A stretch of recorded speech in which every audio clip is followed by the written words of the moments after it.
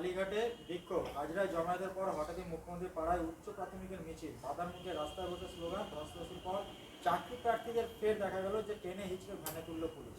কি বলবেন? এটা তো চলছেই। এই দৃশ্য তো কলকাতার মানুষের কাছে নতুন কিছু নয়।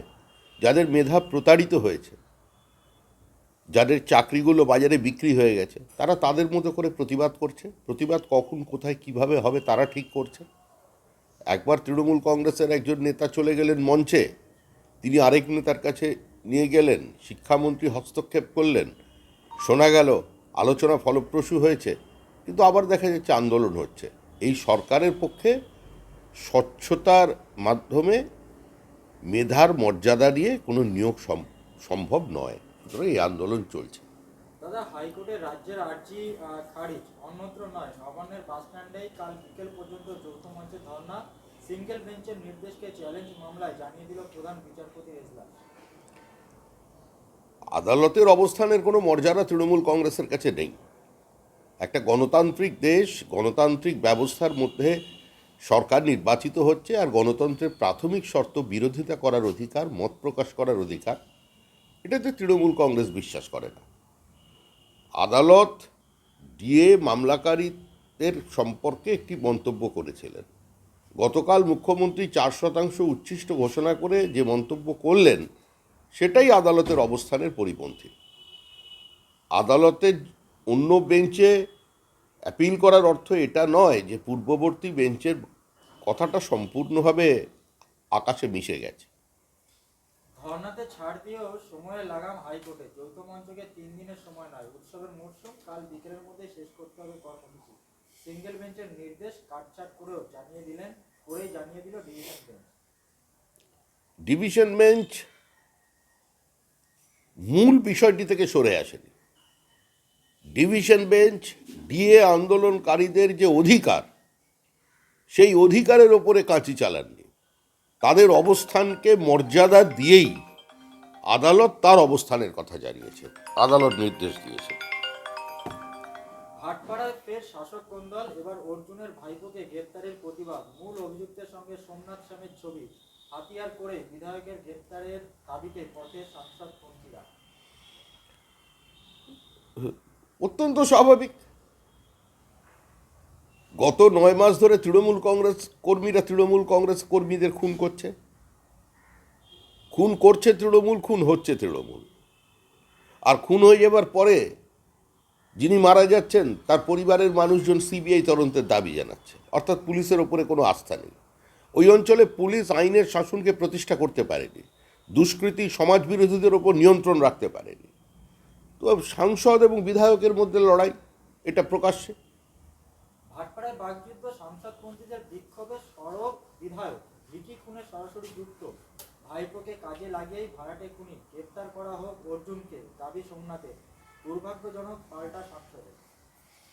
এর উত্তর মমতা বন্দ্যোপাধ্যায় দিতে পারেন, যিনি রাজ্যের স্বরাষ্ট্রমন্ত্রী। এর উত্তর তৃণমূল কংগ্রেসের উত্তর 24 পরগনার নেতারা দিতে পারেন। এর উত্তর আমি কি করে দেব? আমরা এটুকুনি জানি, যখন অর্জুন সিং আমাদের দলে এসেছিলেন তখন তার গলায় 107টা মামলার মালা ছিল, তখন তিনি ছিলেন গদ্দার। এখন আবার ওই দলে ফিরে গিয়ে গদাধর হয়ে গেছে। এখন তৃণমূল কংগ্রেস তার স্বচ্ছন্দ বিচরণ ক্ষেত্র, তো সেই নিয়ে যা বলার তৃণমূল কংগ্রেস বলতে পারে। আমরা তো মনে করি ওই এলাকায় তৃণমূলকে খুন করছে, আর এই পরিস্থিতি যদি বদলাতে হয় তাহলে সরকারটাকে বদলে দিতে হবে। দাদা, এই বিষয়ে একটা আছে যে ব্যারাকপুরের রাজনীতিতে চিরকালই খুন, বাহুবলীদের প্রভাব, গোষ্ঠী কোঁদর, বিজেপির বিরুদ্ধে লড়াই করতে গিয়ে এই শাসক দল জনপ্রতিনিধিদের মধ্যে দ্বন্দ্বই কি তৃণমূলকে শেষের পথে ঠেলে দিচ্ছে? কার বিরুদ্ধে কে লড়াই করছে জানি না।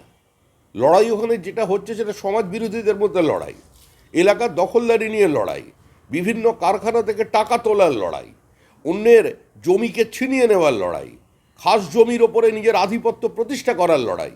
আর এই লড়াইটাই হচ্ছে তৃণমূলের একমাত্র কর্মসূচি। তো একজন আরেকজনের বিরুদ্ধে লড়াই করছে, তারা মারা যাচ্ছে, পুলিশের কোনো নিয়ন্ত্রণ নেই। এটাই কি তৃণমূলকে শেষের দিকে ঠেলে দিচ্ছে বলে মনে হয়? দেখুন, তৃণমূল কংগ্রেস যখন শেষের দিকে যখন চলে যাচ্ছে, রাজতন্ত্রের যখন পতন হয়, তখন এরকম ঘটনা ঘটতেই থাকে, একে অন্যকে আক্রমণ করে। তৃণমূল বুঝতে পেরেছে তাদের বিসর্জনের আর বেশি দেরি নেই, সুতরাং নাও অর নেভার শেষ মুহূর্তে যে যতটা পারে নিজের দিকে ঝোল টেনে নিচ্ছে, আর তার জন্য লড়াই। দাদা, পুরনীয় দুর্নীতির নয়া তথ্য, অয়নের হোয়াটসঅ্যাপ গ্রুপে চাকরির সুপারিশ খাদ্যমন্ত্রী রতিন ঘোষের পাশাপাশি তদবির একাধিক পুর প্রধানেরও বয়ানে মিলেছে পুরো খবর বিবিসি। সূত্রের খবরের ওপরে ভিত্তি করে তো কোনো বিবৃতি দেওয়া যায় না, তবে কোনোটাই কোনো বিচ্ছিন্ন ঘটনা নয়। যে সরকারের যে কোনো দফতরের ওপরে যদি আতশ কাঁচ বসানো হয়, তাহলে দেখা যাবে প্রত্যেকটা নিয়োগই হয়েছে টাকার বিনিময়, প্রত্যেক নিয়োগেই দলতন্ত্র প্রতিষ্ঠিত। স্বচ্ছতা রেখে তৃণমূল কংগ্রেস কোনো নিয়োগ করতে পারে, এটাই একটা হাস্যকর বিষয়।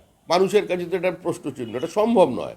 ফলে যে স্কুল শিক্ষকের চাকরি বিক্রি করেছে, সে সুইপারের চাকরিও বিক্রি করবে, সে বিভিন্ন জায়গায় করণিকের চাকরিও বিক্রি করবে মিউনিসিপ্যালিটিতে, এটাই স্বাভাবিক। আচ্ছা, আমার প্রশ্ন আজকে ইনসাফ যাত্রার সমাপ্তি দিবস, হুম। বারুইপুর নরেন্দ্রপুর হয়ে যাদবপুরে এসে যাত্রা শেষ হচ্ছে। হুম।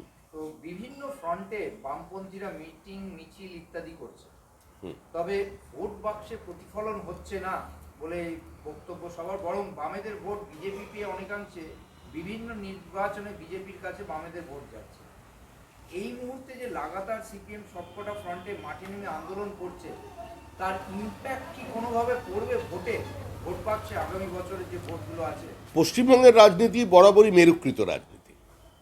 পশ্চিমবঙ্গের রাজনীতি সচেতন মানুষের রাজনীতি। মানুষ একটা বাইনারি সেট করে দিয়েছে 2021 সালে, তার থেকে কোনো বিচ্যুতি হয়নি। ধূপগুড়ির উপনির্বাচনেও সেই বাইনারি আছে। মানুষ জানে যে তৃণমূল কংগ্রেসকে হারাতে পারে বিজেপি। যারা মনে করবে তৃণমূল জিততে পারে, তারা তৃণমূলকে ভোট দেবেন, এবং যারা মনে করবেন তৃণমূলের বিসর্জনটা খুব প্রয়োজনীয়, তারা বিজেপিকে ভোট দেবেন। মানুষ অন্তত এই নির্বাচনে, সে কংগ্রেস সিপিআইএমের ট্র্যাডিশনাল ভোটার হতে পারেন, সমর্থক হতে পারেন, তারা ওই বাচ্চাদের চকলেটের মতো ভোটকে এদিকে ওদিকে সকলের মধ্যে বিতরণ করে দেবেন না। জাতীয় নির্বাচন কমিশনের নিয়োগে নতুন কমিটি তৈরির যে বিল কেন্দ্রীয় সরকার গতকাল পাশ করেছে, তাতে সুপ্রিম কোর্টের প্রধান বিচারপতিকে বাদ দেওয়া হয়েছে। এর উত্তর সংশ্লিষ্ট বিজেপির নেতৃবৃন্দ যারা এই বিল নিয়ে এসেছেন তারা দেবেন। এই জায়গাতেই প্রশ্ন যে বিজেপি বারবার রাজ্য সরকারের বিরুদ্ধে এই রাজ্যে অভিযোগ করছে যে রাজ্য নির্বাচন কমিশন পদে মুখ্যমন্ত্রীর চাকর বসিয়েছে, বিজেপি বিদ্রুপ করে বিজেপির নেতারা, আর কেন্দ্রে অভিযোগ উঠছে সেই পথেই বিজেপি হেঁটেছে। বিজেপি কোন পথে হাঁটেছে এই সবকটা রাজ্যের নির্বাচনে প্রমাণ হয়ে গেল। কেন্দ্রের নির্বাচন কমিশনার ছিলেন, বিজেপির সরকার ছিল। মধ্যপ্রদেশে কোনো কংগ্রেস নেতা অভিযোগ করেছে যে বুথ দখল হয়েছে, রেগিং হয়েছে? কোনো রক্তপাত দেখেছেন? বোমাবাজি দেখেছেন? থান কাপড় বিতরণ হয়েছে? বাইক বাহিনী হয়েছে? বুথ জ্যাম হয়েছে? ব্যালট বাক্স তুলে নিয়ে গিয়ে ফেলে দিয়েছে ইভিএম বক্স পুকুরে, দেখতে পেয়েছেন? এগুলো দেখা যায় না। সারা ভারতবর্ষের রাজনৈতিক সংস্কৃতি বদলেছে, ভোট সংস্কৃতি বদলেছে। পশ্চিমবঙ্গে বাম জমানায় যেটা ছিল তার থেকে আরও অধোগতি হয়েছে। আজকে হাইকোর্টে এসএসসি অর্থাৎ স্কুল সার্ভিস কমিশনের রিপোর্ট দিয়ে বলেছে যে রাজ্যে 8,500 শিক্ষক পদের নিয়োগ বেআইনিভাবে দেওয়া হয়েছে।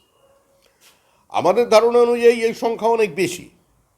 তো বেআইনিভাবে যদি নিয়োগ দেওয়া হয়েছে, এবার তাদের চিহ্নিত করতে হবে, তাদের বরখাস্ত করতে হবে, তার জায়গায় যাদের মেধা প্রতারিত হয়েছিল তাদের নিয়োগ করতে হবে, স্কুলকে নিজস্ব ছন্দে ফেরাতে হবে। স্কুল শিক্ষা তো কার্যত পশ্চিমবঙ্গ থেকে উঠে যাচ্ছে।